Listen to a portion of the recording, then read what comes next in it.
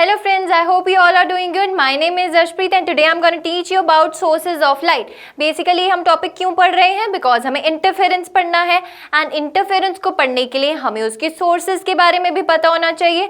चलिए देखते हैं कि इंटरफेरेंस में कैसे सोर्सेज होते हैं. लाइट के सोर्सेज दो टाइप्स के होते हैं, कोहेरेंट,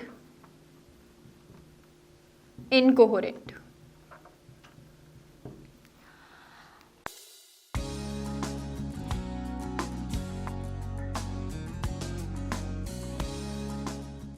हमारे पास जो इंटरफेरेंस में सोर्स यूज होता है basically they are coherent sources.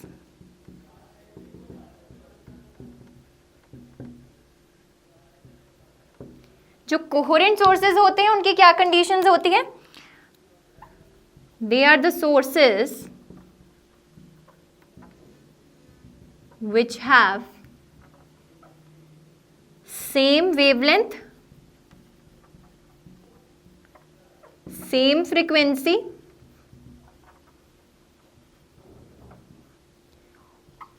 constant or no phase difference. But एक इंपॉर्टेंट कंडीशन जो आपको याद रखनी है, जो कई टीचर्स आपको गलत भी बताते हैं. क्या कंडीशन है वो? कि वो बोलते हैं कि इनका एम्पलीट्यूड भी सेम होना चाहिए, बट नहीं, ये कंडीशन नहीं है. इनका एम्पलीट्यूड सेम हो या ना हो उस पर कोई फर्क नहीं पड़ता. But basically 3 important conditions for coherent sources are they should have same wavelength, same frequency and उनका जो फेज होता है यानी कि फेज डिफरेंस होता है दैट शुड बी कांस्टेंट और they should have no phase difference. तो जो सोर्सेज इन कंडीशंस को फॉलो करते हैं उनको हम बोलते हैं कोहेरेंट सोर्सेज. एंड बेसिकली इस टाइप के सोर्सेज ही हम यूज कर सकते हैं इन इंटरफेरेंस. तो इनकोहेरेंट सोर्सेज क्या हुए हमारे पास? जिनमें ये कंडीशंस फॉलो नहीं होती, मतलब कि सेम फ्रीक्वेंसी हो भी सकती है, नहीं भी हो सकती. सिमिलरली सेम वेवलेंथ हो भी सकती है, नहीं भी हो सकती. बट जो फेज होता है इस कंडीशन में वो ज़रूरी नहीं है कि कांस्टेंट हो, या फिर आप बोलें कि इनमें नो फेज डिफरेंस हो. ये कंडीशन मिलनी इनमें बहुत डिफिकल्ट है. तो इन टाइप के सोर्सेज को हम बोलते हैं इनकोहेरेंट सोर्सेज, जो हमारे पास नेचुरली अकर हो रहे हैं. यानी कि आप 2 लाइट बल्ब्स ले लीजिए, तो वो 2 लाइट बल्ब्स किस टाइप के सोर्सेज हैं हमारे पास? इनकोहेरेंट सोर्सेज हैं. 2 बल्ब्स, ये बेसिकली कैसे टाइप के सोर्सेज हैं? Incoherent sources.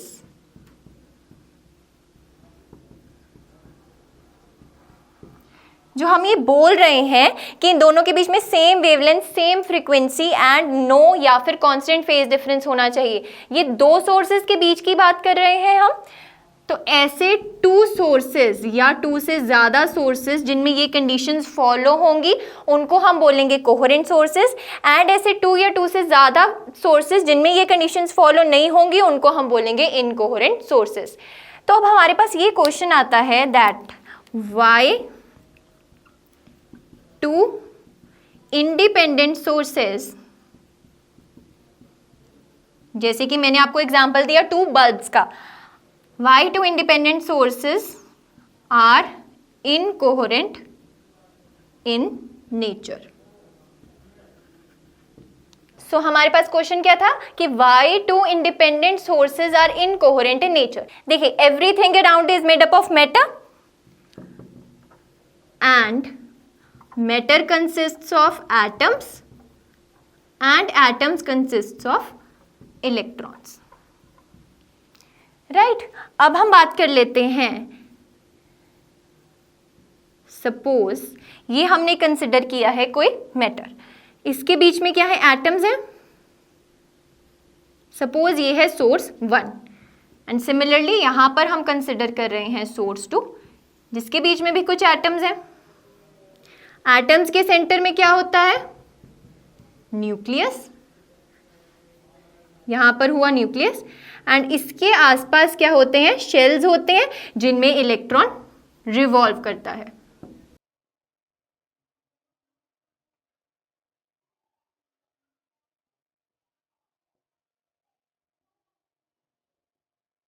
सपोज ये एटम्स हैं हमारे पास एंड इनमें क्या कर रहा है? हमारे पास इलेक्ट्रॉन रिवॉल्व कर रहा है। हम कंसिडर करते हैं एक केस, यानी कि एक एटम की बात करते हैं। जब भी इस मैटर को कुछ एनर्जी प्रोवाइड कर दी जाए, यानी कि हम इस एटम को एनर्जी प्रोवाइड कर रहे हैं, एंड जब इस एटम को एनर्जी मिल जाती है तो जो ये इलेक्ट्रॉन घूम रहा है इसके अंदर, वो एक्साइट होकर चला जाता है अपने से ऊपर लेवल में। सपोज इसको हमने यहाँ पर मैक्सिमाइज करके बनाया, ये वाला इलेक्ट्रॉन जो था ये एनर्जी मिलने के बाद चला गया ऊपर किसी लेवल में। बट हमें पता है according to the Bohr's theory एक शेल में कितने इलेक्ट्रॉन्स आ सकते हैं उसने बता रखा है। दैट इज फर्स्ट शेल में हमारे पास 2 आ सकते हैं, उससे नेक्स्ट शेल में हमारे पास 8 आ सकते हैं, लाइक सो ऑन। अब जब ये ऊपर वाले लेवल में चला गया तो इसको यहाँ पर कंफर्टेबल फील नहीं हुआ, ये कहता कि मुझे वापस नीचे आना है, तो ये दोबारा से नीचे आना चाहेगा, लाइक दिस। ये वापस आ गया इस पोजीशन पर।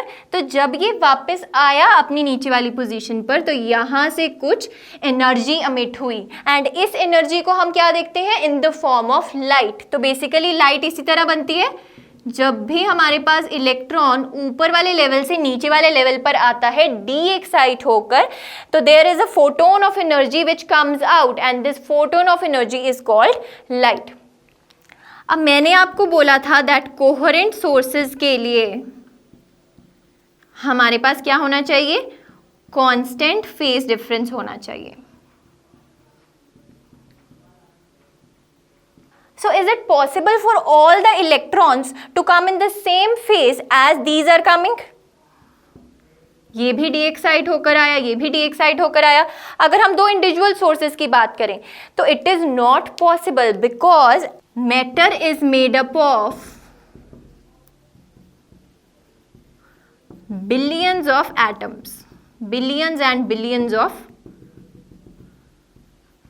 Atoms, and it is impossible to match the phase of all the electrons in a atom. So इसीलिए हम बोलते हैं that 2 independent sources cannot be coherent sources. तो हमें coherent sources कैसे मिलेंगे, because हमें interference में तो coherent sources का ही यूज करना है। तो मैं आपको बताने जा रही हूँ 2 methods to form the coherent sources. अब हम पढ़ने वाले हैं how to create coherent sources of light. 2 methods रहेंगे हमारे पास। First is the splitting the source of light. Suppose हमारे पास यहाँ पर कोई कैंडल है, इसमें से लाइट आ रही है लाइक दिस, एंड यहाँ पर इसके पाथ में मैंने क्या रख दिया है, यहाँ पर सपोज ये प्लेन मान रहे हैं हम अगर, तो इसके पाथ में मैंने यहाँ पर रख दिया है कार्डबोर्ड टाइप मटेरियल, एंड उसमें कर दिए हैं 2 होल्स लाइक दिस। ये क्या है, 2 होल्स। तो क्या होगा, जो लाइट ट्रेवल कर रही है in the form of wave fronts from the candle, इस पॉइंट पर आकर क्या होगा, इन 2 होल्स में से पास हो जाएगी, like this and like this. तो यहां पर जो आप ऑब्जर्वर खड़े हैं उसको कैसे दिखेगा कि लाइट आ रही है from the 2 sources S1 and S2। Basically this is a very easy arrangement to produce the 2 coherent sources of light. यहां पर सोर्स बनेगा S1 एंड यहां पर बनेगा S2। सिंपली ये क्या लेना है आपने, opaque type material, opaque type material, and इसमें करने हैं 2 holes at point A and at point B। This is our primary source of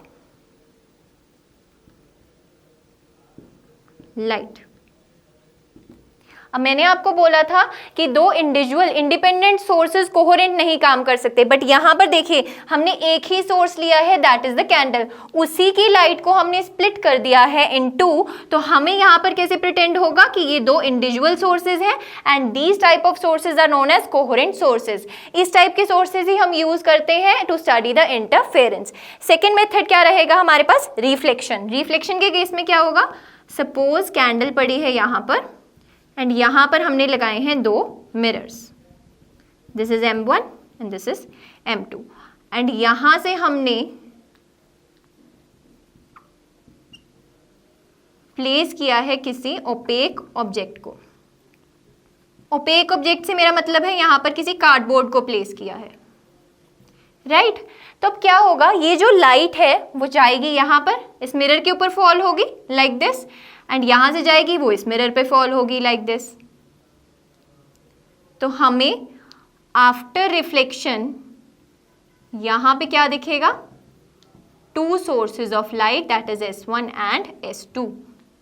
ये कार्डबोर्ड बेसिकली किस रीजन तक है, इस कैंडल के सामने रखा है कि ताकि इसकी डायरेक्ट लाइट आइस को ना जा सके, क्योंकि अगर इसकी डायरेक्ट लाइट जाने लगेगी आइस को तो हमें ये एक ही ऑब्जेक्ट दिखेगा, बट हमें यहाँ पर क्या करना है, 2 सोर्सेज को बनाना है। तो इसीलिए हम यहाँ पर 2 मिरर्स का यूज करेंगे ताकि थ्रू रिफ्लेक्शन हमें क्या दिखे, that there are 2 sources and यहाँ पर भी हमारे पास एक ही सोर्स है that is candle. So these 2 sources that is S1 and S2 are known as coherent sources. Now we are going to study about constructive and destructive superposition by 2 methods, that is graphical method and analytical method. Now we are going to study in detail about constructive and destructive superposition. ये समझना इसलिए ज़रूरी है because अगर आपको constructive and destructive superposition का मतलब समझ नहीं आएगा तो आपको interference में समझ नहीं आएगा, Young's double slit experiment में समझ नहीं आएगा कि fringes कैसे बन रही हैं. So this is a basic part of interference.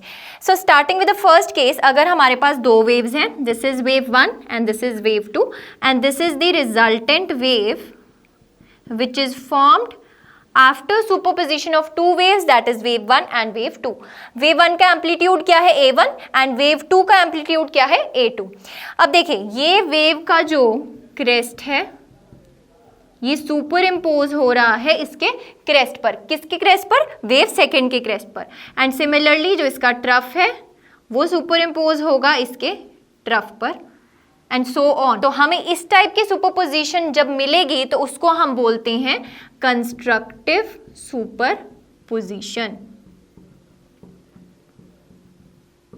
Constructive superposition, right.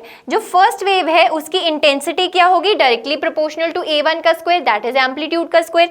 Second wave की इंटेंसिटी क्या होगी, उसके एम्पलीट्यूड के स्क्वायर के प्रोपोर्शनल. एंड जो रिजल्टेंट वेव होगी उसकी इंटेंसिटी प्रोपोर्शनल होगी A1 प्लस A2 होल का स्क्वायर. एंड यहाँ पर अगर मैं कंडीशन ले लेती हूँ that A1 is equals to A2, मतलब जो इसकी यहाँ पर एम्पलीट्यूड था, सपोज ये अगर मैंने 5 कंसिडर किया है तो इसको भी मैंने 5 ही कंसिडर किया है, तो मेरे पास जो नेट इंटेंसिटी हो जाएगी after superposition that will B, आप देख सकते हैं जो नेट इंटेंसिटी है that is 4 times of A1 का स्क्वायर, मतलब इंटेंसिटी 4 गुना बढ़ गई है. जब ये वेव यहाँ पर इस पॉइंट P पर रीच हुई तो सपोज अगर मेरे पास इंटेंसिटी थी 4, सपोज यहाँ पर इंटेंसिटी की वैल्यू आई थी 4, तो यहाँ पर जब ये वेव रिजल्टेंट वेव यहाँ पर रीच होगी तो इसकी इंटेंसिटी की वैल्यू बढ़ जाएगी 4 गुना ऑफ दिस I1. तो आप देख सकते हैं डबल नहीं इंक्रीज होगी, 4 गुना इंक्रीज हो जाएगी, इसको आपको याद रखना है. सेकेंड केस है हमारे पास, अगर हमारे पास 2 वेव्स हैं wave 1 and wave 2 and this is the resultant case. इस कंडीशन में भी हमने एम्पलीट्यूड लिया है, सपोज ये A1 है and this amplitude is minus of A2 and this is A2. Basically जो नीचे ट्रफ वाली साइड होता है एम्पलीट्यूड नेगेटिव में आता है हमारे पास. जब इस टाइप की वेव सुपर इम्पोज करेंगी तो आप देख सकते हैं इसका क्रेस्ट सुपर इम्पोज हो रहा है सेकेंड वेव की ट्रफ पर. मतलब अगर ये मैंने लिया प्लस ऑफ 5 तो ये सुपर इम्पोज हो रहा है से माइनस ऑफ 5 पर, तो ये हमें क्या देगी, 0 देंगी. मतलब जब रिजल्टेंट वेव यहाँ पर पहुंचेगी एट पॉइंट P तो हमें स्क्रीन पर कुछ नहीं दिखेगा, स्क्रीन ब्लैक दिखेगी. उस केस में हम बोलेंगे कि intensity is equals to 0 and this type of superposition is called destructive superposition.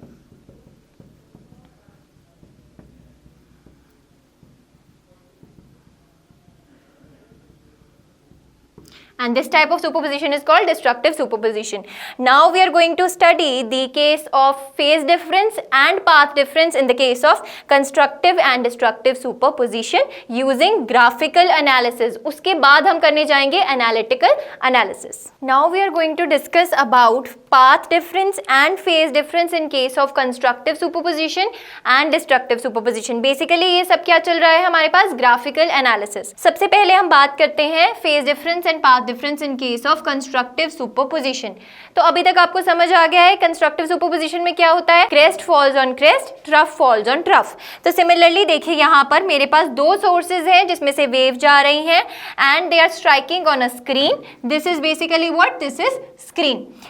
पहले सोर्स से हमारे पास वेव निकली कुछ इस तरीके से एंड दूसरे सोर्स से वेव निकली कुछ इस तरीके से। अब देखिए इसका क्रेस्ट पे फॉल कर रहा है, ट्रफ पे फॉल कर रहा है, तो हम बात कर रहे हैं कंस्ट्रक्टिव सुपरपोजिशन की।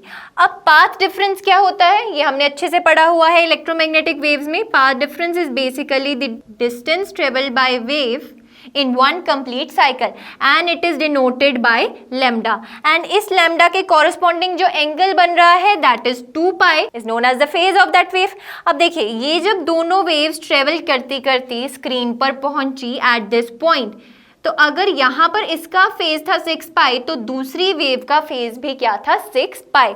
तो आप देख सकते हैं यहाँ पर हम फाइंड करेंगे phi1 minus phi2 that is the difference in the two phases.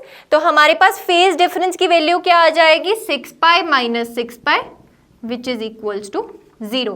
तो फेज डिफरेंस में हमारे पास कंस्ट्रक्टिव सुपरपोजिशन की पहली वैल्यू क्या आई 0 आई। अब आगे हम कंसिडर करते हैं कि अगर हम इस वेव को यहां से शुरू ना करके कहां से शुरू करें, यहां से, मतलब this wave is not present,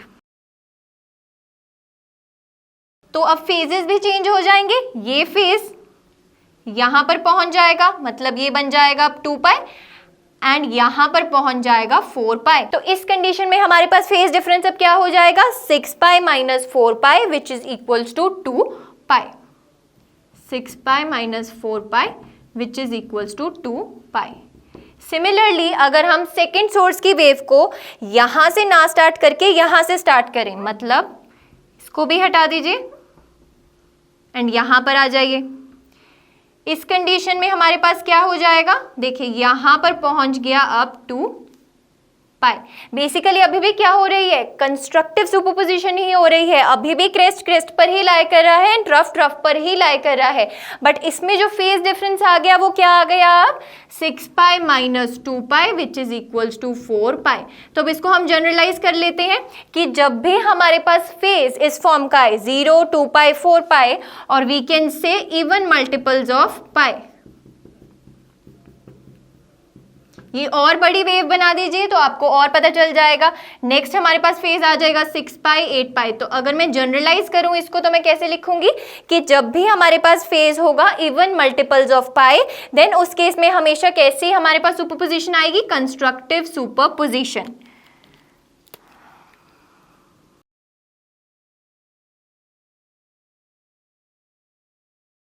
right, ये हमारे पास आ गया फेज डिफरेंस। बट अगर हमें बात करनी हो पाथ डिफरेंस की टर्म्स में in case of constructive superposition तो हम कैसे लिखेंगे, देखिए अब मैं आपको बताने जा रही हूँ एक बहुत इंपॉर्टेंट रिलेशनशिप। जब भी आपके पास फेज डिफरेंस दिया हुआ है उसको आपको पाथ डिफरेंस में कन्वर्ट करना है, तो हमेशा आप ये फॉर्मूला लगाएंगे, that is phase difference is equals to 2 pi by lambda into path difference. This is the general formula. अब आपको फेज डिफरेंस पता है, पाथ डिफरेंस निकालना है, इस लैम्डा बाय 2 पाई को इधर ले जाइए, तो हमारे पास 0 के कॉरेस्पॉन्डिंगली पाथ डिफरेंस क्या आ जाएगा, ऑफ कोर्स 0 ही आ जाएगा। तो पहला पाथ डिफरेंस हमारे पास आ गया फॉर कंस्ट्रक्टिव सुपरपोजिशन केस 0। अब हमें निकालना है for the phase 2 pi. Phase difference अब हमारे पास 2 पाई दे रखा है एंड हमें पाथ डिफरेंस निकालना है, तो पाथ डिफरेंस क्या आ जाएगा, lambda, simply lambda. And similarly अगर आप 4 पाई के लिए फाइंड करेंगे तो आपके पास आएगा 2 lambda 3 lambda 4 lambda like so on, ऐसे ऐसे आता जाएगा। सो बेसिकली हमारे पास कंस्ट्रक्टिव सुपरपोजिशन के लिए पाथ डिफरेंस कैसे आया, 0 लैम्डा 2 लैम्डा। इसको जनरलाइज कर लेते हैं और इसको आप मल्टीप्लाई कर दीजिए ऊपर नीचे 2 से।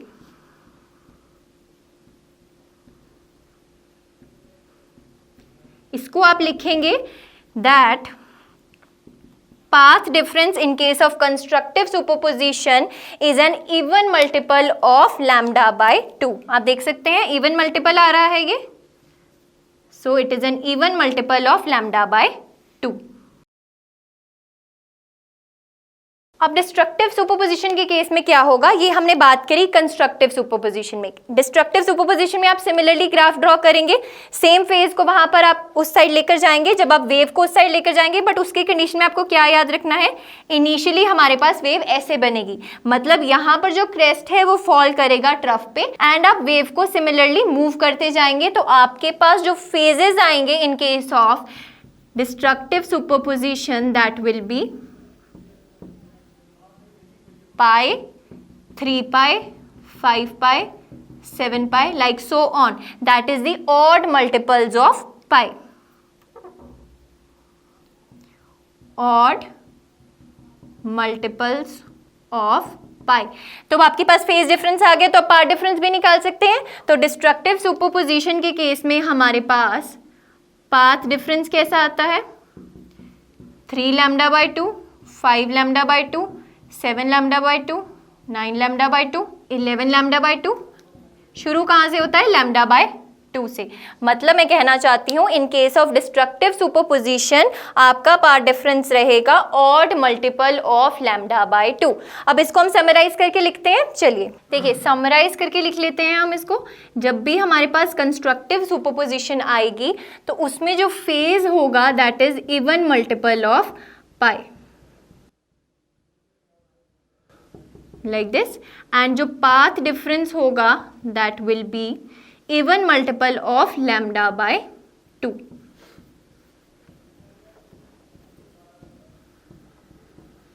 तो आप इसको जनरलाइज कर सकते हैं, that is n lambda by 2। and in case of destructive superposition आपके पास जो phase आएगा that will be odd multiple of pi, and the path difference will be odd multiple of lambda by 2।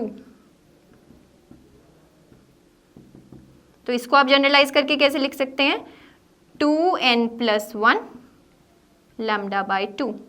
n here is starting from 0, 1, 2 and so on। n here is starting from 0 plus minus 1 plus minus 2 so on। So this is the shortcut, आपको ऐसे याद रखना है। Similarly अगर हम इन्हीं values को path difference and phase difference को फाइंड करना चाहें बाय एनालिटिकल मेथड, तो वो कैसे फाइंड करेंगे, देखिए अब हम करने जा रहे हैं analytical method. This will be very short method, graphical method बहुत बड़ा था। अगर एग्जाम्स में आपको प्रूफ करना आता है कि कंस्ट्रक्टिव एंड डिस्ट्रक्टिव सुपरपोजिशन के लिए फेज और पार्ट डिफरेंस ये प्रूफ कीजिए, तो I will suggest you to opt this method that is the analytical method. या आप उस मेथड से भी कर सकते हैं, ग्राफिकल मेथड से, बट उसमें आपको प्रॉपर्ली ग्राफ्स बनाने पड़ेंगे, तभी आपको फुल मार्क्स मिलेंगे। चलिए एनालिटिकल मेथड में क्या होगा, जो दो सोर्सेज की वेव सुपर इम्पोज कर रही हैं, let it be y1 is a cos of omega t and y2 is equals to a cos of omega t plus delta। ये सिंपली क्या लिखी है, वेव इक्वेशंस लिखी हैं। a यहाँ पर जो एम्पलीट्यूड था मैं मानकर चली हूँ सिंप्लिसिटी के लिए कि कोहेरेंट सोर्सेज का एम्पलीट्यूड क्या है, a दैट इज सेम। तो हम इनको प्लस कर लेंगे, y is equals to y1 plus y2, तभी हमने सुपर इम्पोज करवाना है। तो प्लस करने के बाद आपके पास क्या आ जाएगा, a cos of omega t plus a cos of omega t plus phi। So using the trigonometric relation that is cos of c plus of cos of d,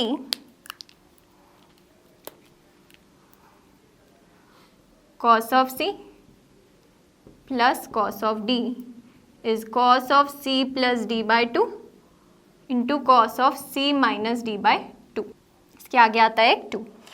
तो जब हम यहाँ पर अप्लाई करेंगे तो हमारे पास क्या आ जाएगा, देखिए 2 बाहर आ जाएगा ये वाला, इंटू कॉस ऑफ c लिया है ओमेगा t को एंड d लिया है ओमेगा t प्लस फाइव को, तो c plus D by 2 that is c plus D by 2 into cos of c minus D by 2।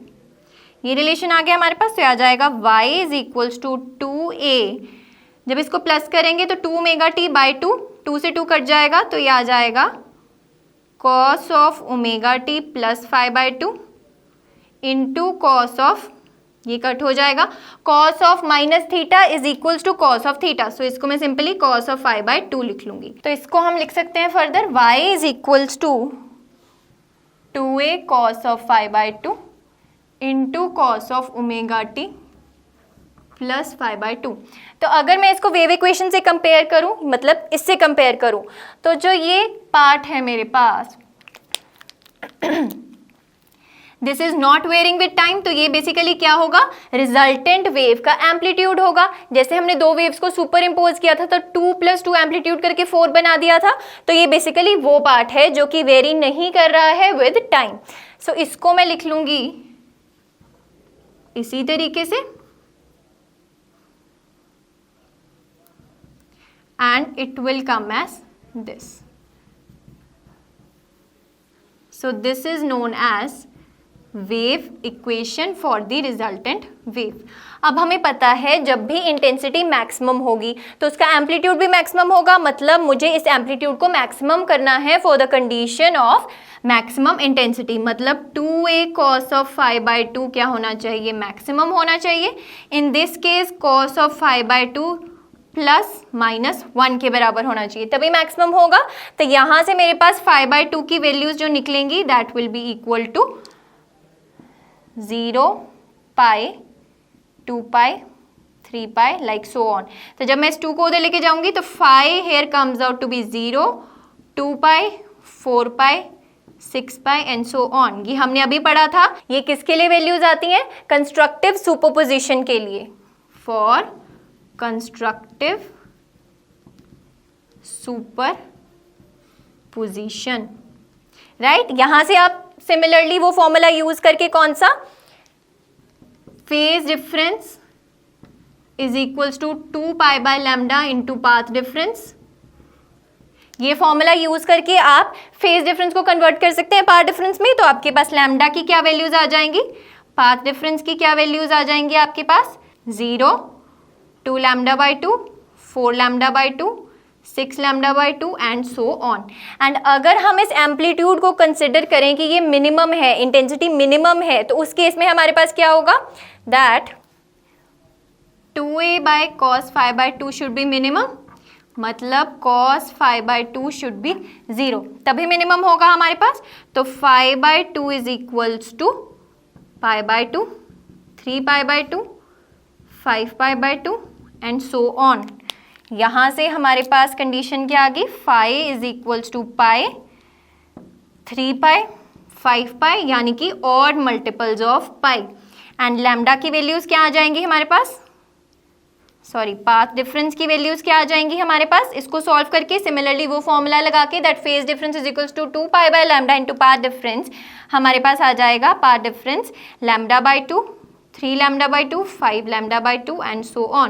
So these are the conditions for destructive superposition. So अगर आपको exam में आता है method तो I will suggest you to opt this method. And इसी के साथ हमारी आज की वीडियो होती है फिनिश। हम नेक्स्ट वीडियो में पढ़ने जा रहे हैं about interference and a very important experiment that is Young's double slit experiment. Till then keep revising and stay tuned with me on this channel that is IVIS।